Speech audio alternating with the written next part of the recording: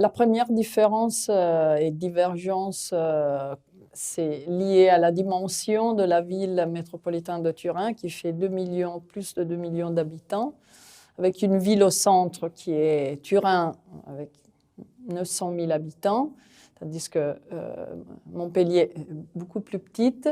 Il s'agit, Turin, d'une ville du nord, il s'agit, Montpellier, d'une ville du sud, avec une vocation productive, en particulier vignoble, vin, que Turin n'a pas. Turin naît comme ville industrielle et maintenant se transforme dans une ville plutôt touristique, culturelle, et à vocation aussi alimentaire, qualité de la nourriture et de la gastronomie. Donc une histoire, celle de Turin, qui est très particulière et différente de l'histoire de Montpellier. Une ville et une zone métropolitaine très agricole, où la taille moyenne des exploitations est beaucoup plus modeste par rapport à la taille moyenne française. On est bien au-dessous des 20 hectares par exploitation. Il s'agit des exploitations familiales. Donc, un système moins filière et plus familial, plus réactif ou multifonctionnel. Donc, des spécialisations productives un peu plus mélangées. Il y a certainement des exploitations qui cultivent la vigne et produisent du vin, mais il y a surtout exploitations zootechniques, céréalières, fruitières et quelques exploitations à légumes autour de la ville. Et donc, une différente spécialisation productive dans la zone de la ville métropolitaine. Et donc, à partir de ça, de cette richesse et diversité, Turin a monté sa politique alimentaire. Et dans ça, je retrouve la convergence avec Montpellier. Il s'agit, dans les deux cas, de deux métropoles qui ont en charge la responsabilité de la politique de développement de son territoire, donc de la qualité du sol, de la durabilité de ces processus de développement et aussi de la qualité de son alimentation en faveur des citoyens. Non pas seulement des consommateurs en tant que consommateurs, mais des citoyens.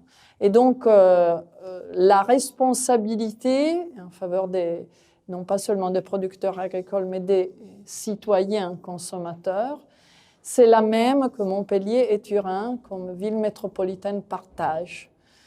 Dans un futur qui est un futur difficile, qui est un futur de compétition, qui est un futur où la Chine va acheter et racheter beaucoup de terrain dans le monde, en Italie comme en France.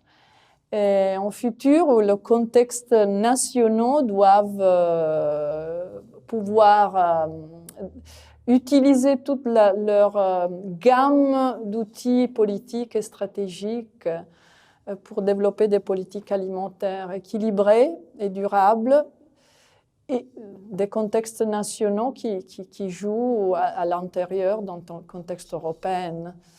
Et donc, dans ce cadre, les deux métropoles ont des grosses responsabilités à jouer à niveau local. Et dans ce cadre, donc, je vois vraiment une possibilité même d'échange de relations entre Turin et Montpellier, qui pourraient, dans le futur, échanger leurs bonnes pratiques et leur volonté d'améliorer la qualité de la vie et de l'alimentation de leurs citoyens.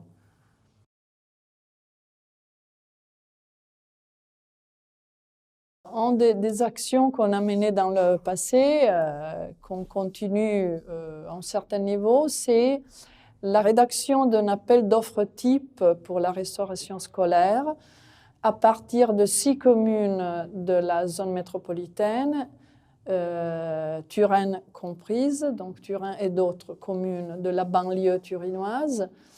Donc on est parti de leur appel d'offres actuel pour les transformer et améliorer la gamme de produits locaux et biologiques aussi, mais surtout locaux dans l'appel d'offres. Donc on a fait tout un travail technique pour réintroduire soit les fromages, soit la viande, soit les œufs, soit les fruits, soit les légumes locaux, donc de la zone métropolitaine.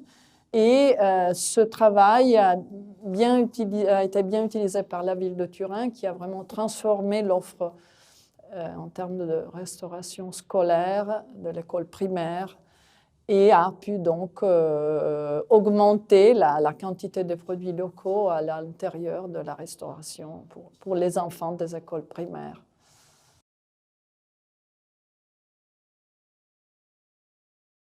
Je pourrais dire que le travail d'une ville métropolitaine, quand elle face le thème alimentaire, c'est un travail très lourd.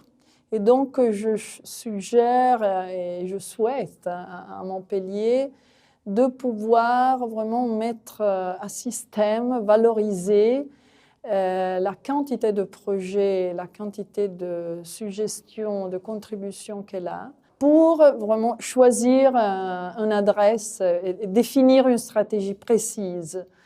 Pour ne pas éparpiller et gaspiller la richesse des contributions et des projets, mais vraiment concentrer la volonté politique vers un futur qui soit meilleur pour les citoyens, non pas seulement pour les agriculteurs.